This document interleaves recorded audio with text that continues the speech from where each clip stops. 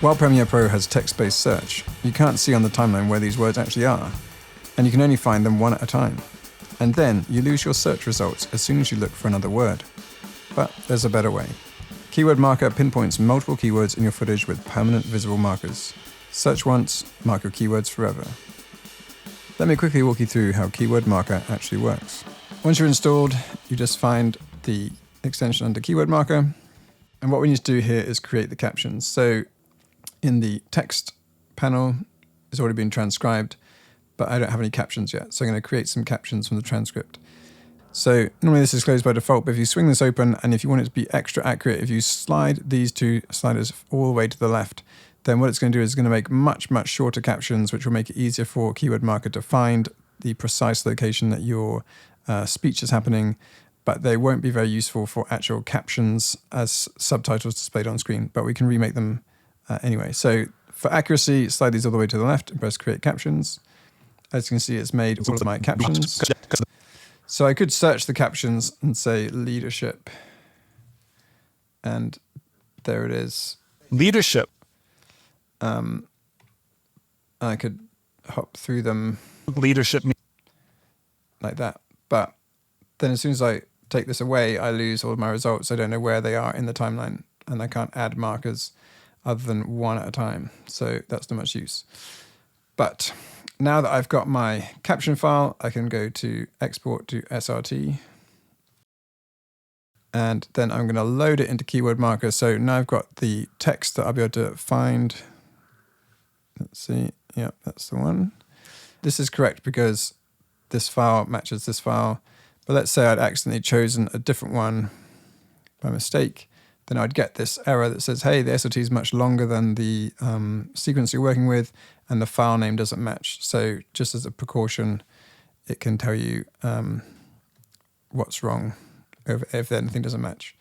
Okay, now we can look for the keywords. So say I want to look for leadership.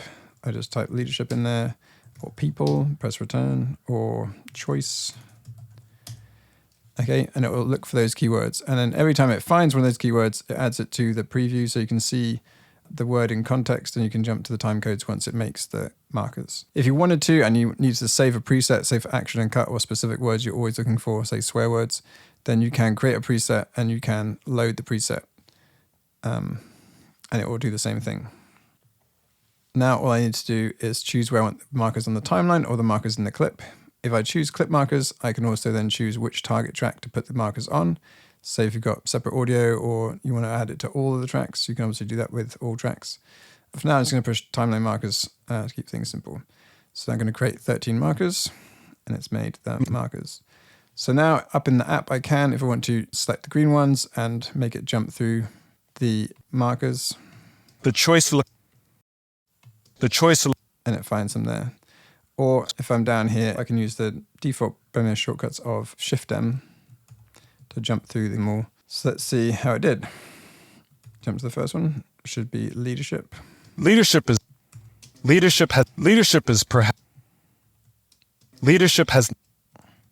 many people. That was for people. People at low choice. The choice to look after. The choice to leadership. So there we go. Leadership is. It's finding all of my keywords. But as you can see, it's made these super short captions, which helps me find the right places in the text, but it's not great for using actual subtitles. So if you wanted to, you could then delete these, delete that track. Then you could create the captions again with the default settings, which does often work just as well. But if you wanted to be able to have highly accurate finding, especially if you've got like a lot of pauses or spaces or background noise, that can interfere with how the captions get made. So what can you use this for? Looking for Frankenbite words, looking for different takes of something, looking for brand names, looking for verse and chorus starting points in takes of music videos, anything that somebody's saying that you want to find quickly and keep tabs on, then you can add a marker to it. So there you have it.